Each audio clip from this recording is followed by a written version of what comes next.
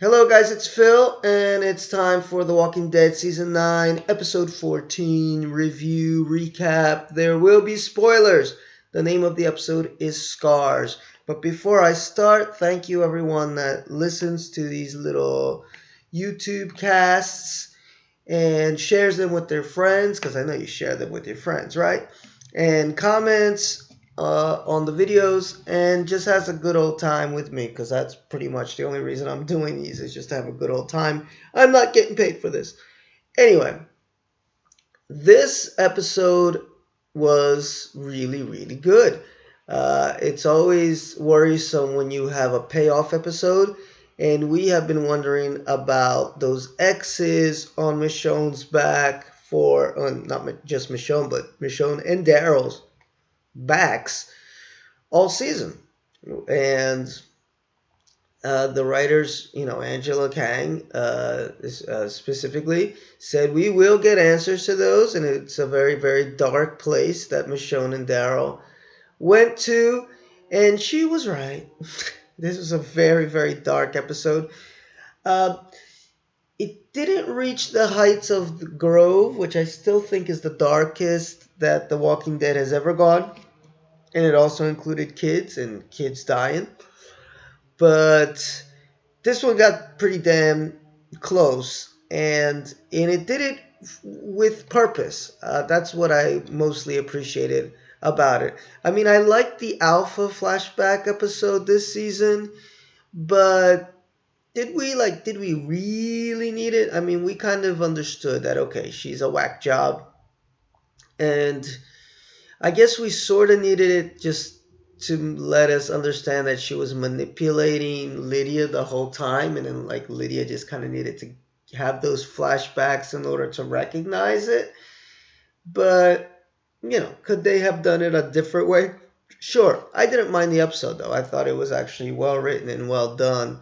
But I'm just bringing it up because compare that to this one I felt was necessary. I mean, definitely necessary, because it shows where Michonne is now as a character, why she is absolutely zero.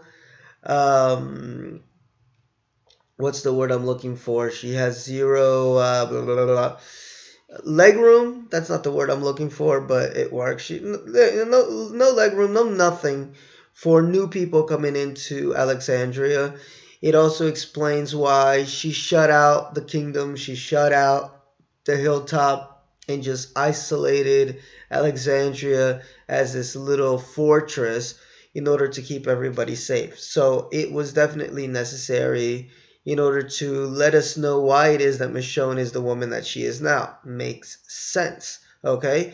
And the episode is in two parts. You have what's going on in the present, which picks up from last week. Daryl and Connie and Henry and Lydia show up at Alexandria safe zone, and Michonne opens the door for them, although she's not too happy that Lydia is part of the company. And then we have our flashback to our friend Jocelyn, who is one evil bitch. Okay? And the thing is that she was Michonne's friend back in the day. I guess, they hadn't seen each other in 15 years, but they were like BFFs then. So Michonne trusts her, lets her in. She's got kids. And it ends up that this lady is just a really wacky woman. Great villain, by the way.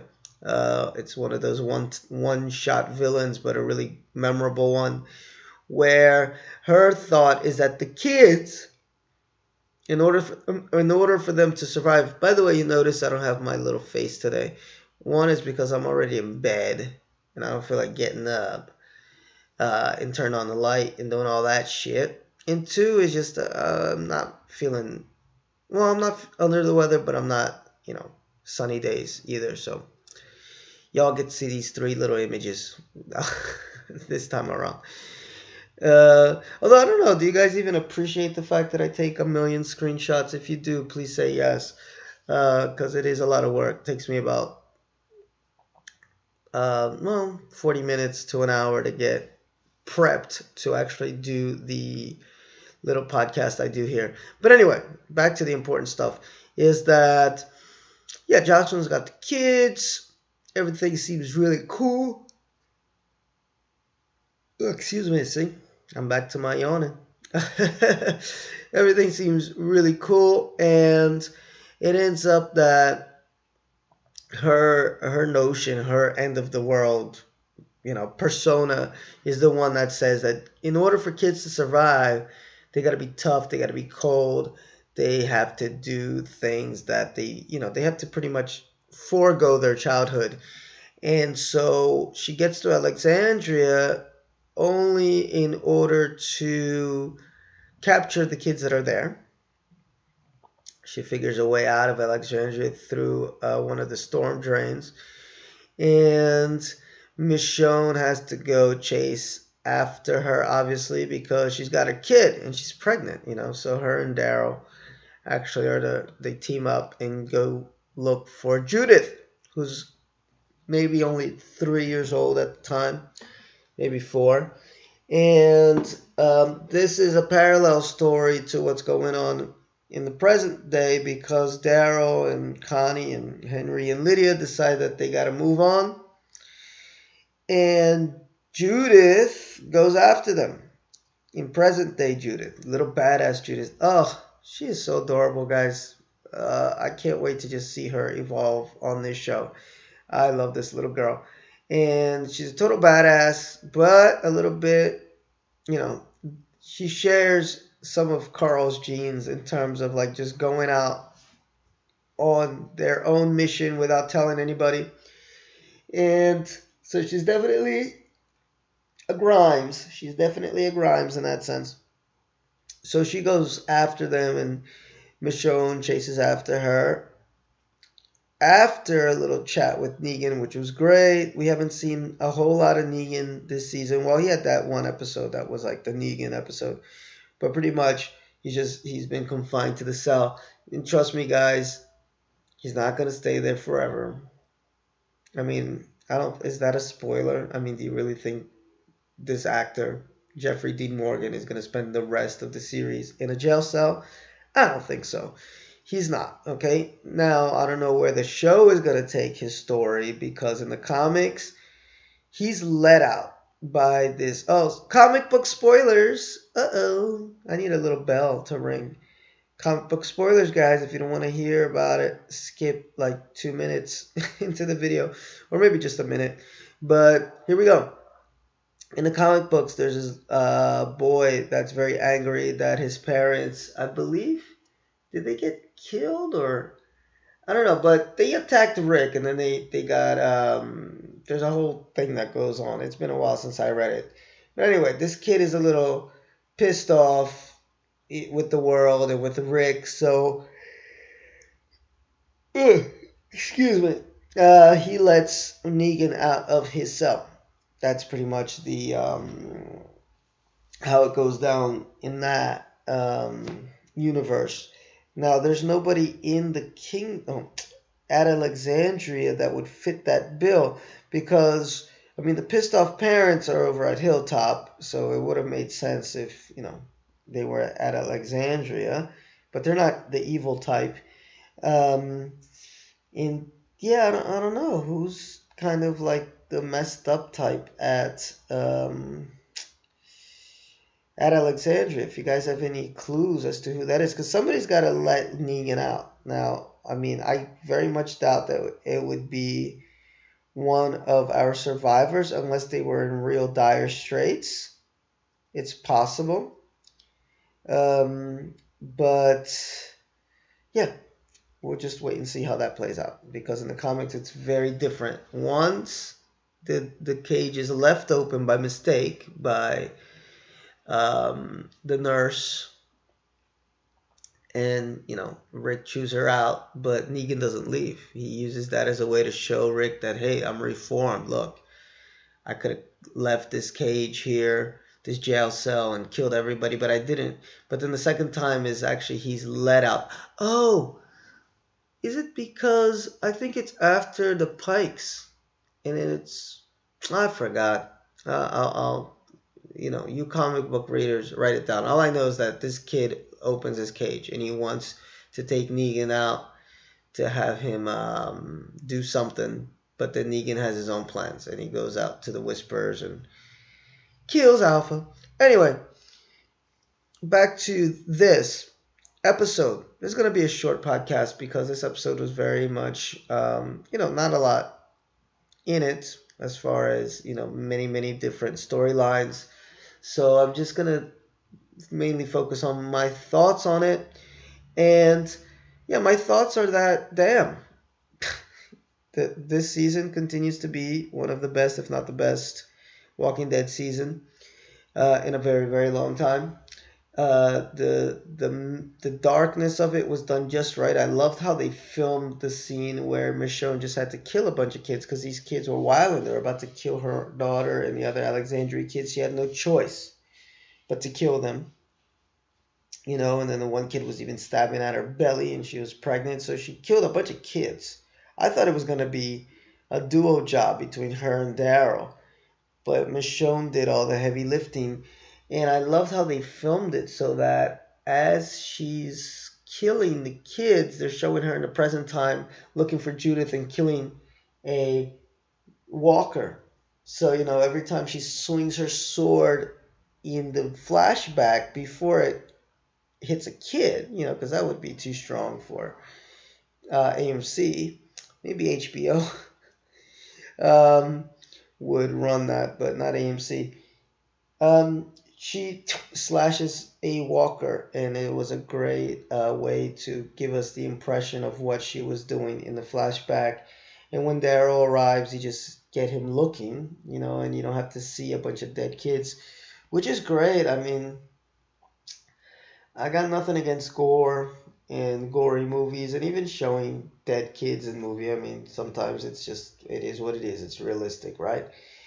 But there's something to be said about what you don't see, right? Sometimes what you don't see is stronger visually. Well, I can't say visually, like emotionally and sensory-wise than what you do see. So they did a great job with that directing where you don't see the kids, but you feel it. You feel it. And so back to why this episode was so important. Not only does it show why Michonne is who she is against the Kingdom, against Hilltop, against everybody, also shows why her relationship with Judith is so screwed up, She thought that Judith didn't remember any of this, and Judith does, and Judith never spoke about it with her. So at the end of the episode, they have a little talk about this. So it allows Michonne to open up to her daughter, allows her daughter to open up to her, and hopefully build that relationship, although for how long, who knows, because Dani is leaving The Walking Dead next season for who knows what reason. I hope they don't kill her off. I really do.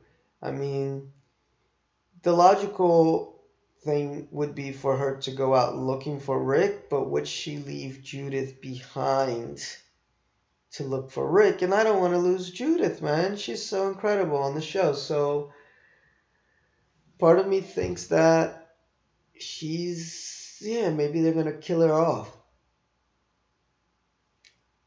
I don't know. I mean, they did kill off Rick's woman in the comics, and that was really, really sad. Andrea.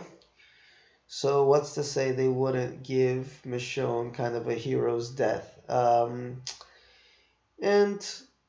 considering the fact that they haven't really killed off a lot of the main characters, although some big deaths are coming in the fair, it would give a little bit more of an impact. I mean, I can understand the reasoning behind not wanting to outright kill Rick, because he is the reason for The Walking Dead, so you always want to leave that option open of him coming back. Obviously, they're doing the movies. Give him a break, let him be with his family. If he wants to come back after a couple seasons, if the show's still on and still good, That's a great option. But Michonne, I could see them kind of cutting her story short, especially if she's leaving the show. She's gonna have a way different arc than Michonne is having right now in the comic books, where she's reunited with her daughters, etc., etc. So we shall see.